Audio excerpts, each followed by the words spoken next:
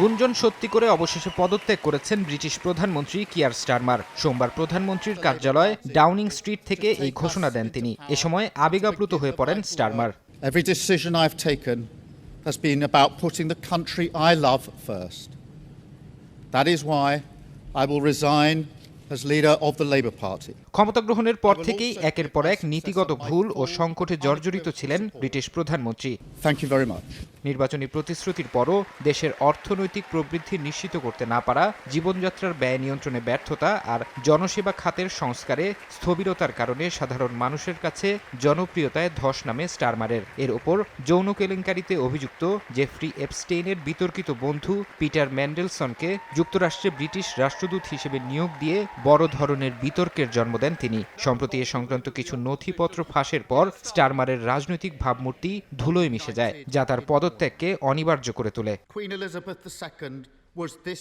তাই আজ শুধু আমি নই, সবাই জানে সাদার আরেক নাম ফার্স্ট ওয়াশ ডিটারজেন্ট পাউডার। একদিকে জন অসন্তোষ, অন্যদিকে লেবার পার্টির ভেতরেই শুরু হয়েছিল তীব্র বিদ্রোহ। দলের প্রায় 1/4 বেশি এমপি প্রকাশ্যেই স্টারমারের পদত্যাগ দাবি করে আসছিলেন। এমনকি তার ক্যাবিনেটের শীর্ষ মন্ত্রী ও উপদেষ্টারাও তাকে সরে দাঁড়ানোর চূড়ান্ত পরামর্শ দেন। আগামী নির্বাচনে ভরাডুবির আশঙ্কায় লেবার পার্টির এমপিরা স্টারমারের ওপর চাপ বাড়াতে থাকেন। শেষ পর্যন্ত অভ্যন্তরীণ এই তীব্র রাজনৈতিক চাপের মুখে নতি স্বীকার করে ডাউনিং স্ট্রিট ছাড়লেন স্টারমার।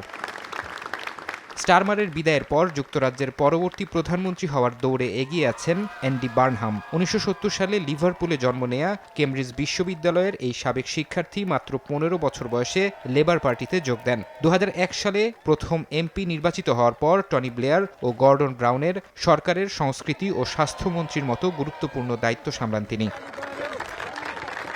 2017 সালে গ্রেটার ম্যানচেস্টারের প্রথম নির্বাচিত মেয়র হন বার্নহাম। করোনা মহামারীর সময় উত্তর ইংল্যান্ডের মানুষের অধিকার নিয়ে তৎকালীন সরকারের মুখোমুখি দাঁড়িয়ে তিনি পরিচিতি পান কিং অব দ্য নর্থ নামে। মেয়র পদ ছেড়ে সম্প্রতি এক উপনির্বাচনে মেকারফিল্ড আসন থেকে বিপুল ভোটে জয়ী হয়ে আবারও হাউস অব কমন্সে ফিরেছেন অ্যান্ডি বার্নহাম। পার্লামেন্টে এই নাটকীয় প্রত্যাবর্তনই স্টারমারের নেতৃত্বের বিরুদ্ধে আনুষ্ঠানিকভাবে চ্যালেঞ্জ জানানোর পথ বার্নহামের জন্য উন্মুক্ত করে দেয়।